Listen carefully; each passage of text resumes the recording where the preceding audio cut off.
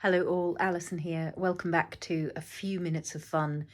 Today I'm having a few minutes of fun with some watercolour paints and my pretty much new, if you're watching this in February 2024, tissue paper from PaperArtsy. These are my botanical stamp designs blown up large onto huge sheets of tissue paper. This isn't even a whole sheet. This is in the large Dylusions Mixed Media Journal, which is, let's just measure it for you, 12, it's more than 16 inches across, it's 11.5 inches tall, and so you get a whole lot of stuff going on, and this is, I would estimate, maybe half the sheet, not even that.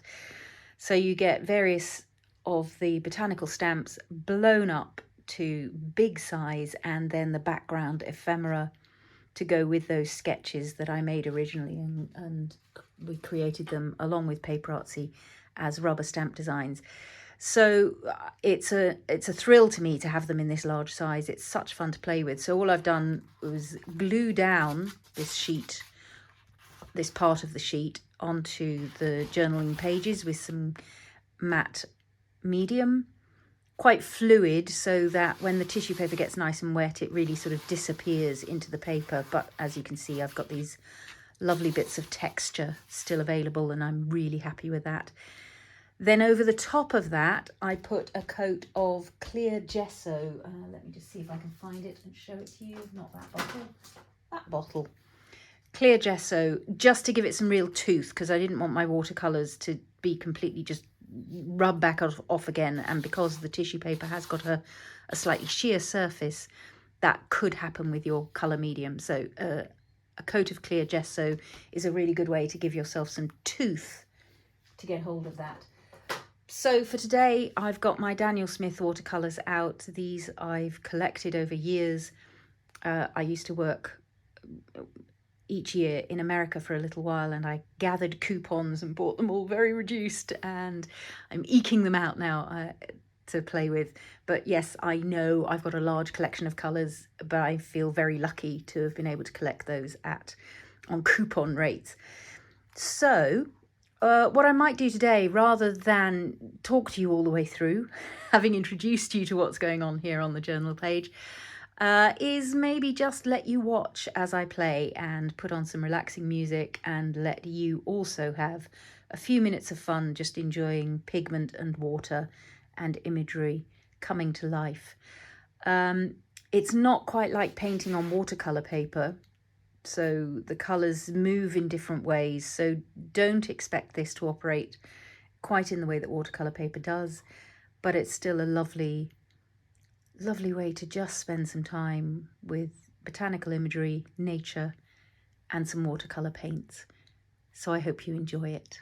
Thanks for dropping in. I won't bother you again at the end probably, so if you enjoy this, it would be wonderful if you could hit the thumbs up button, maybe leave a comment if you feel inspired to, and of course subscribe to the channel if you would like to see more moments of fun on the craft table. Enjoy today.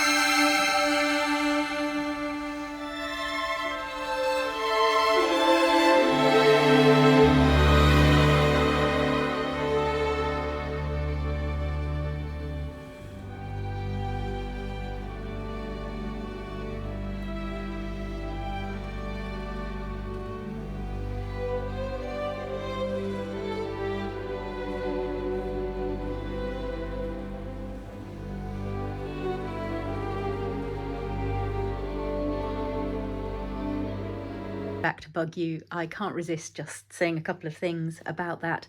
So you can see building up the layers of colour is very similar to watercolour glazing, but with this clear gesso as opposed to the watercolour paper, it is a question of getting used to how the paints move. They're quite free-flowing, and so yes, I decided to let those colours drift, and then in fact to fake the drifting colours down on these images that I'd already painted. So I hope you enjoyed those few minutes of fun. I think that we might return to this in a future few minutes of fun and continue this work in progress, allowing the colour to spread across the pages. I haven't yet decided how I'm going to handle a sort of vintage paper behind here, but I'm sure I'll come up with a plan. Thanks so much for stopping by, and I hope you'll join me again for a few minutes of fun in the future. Happy crafting all.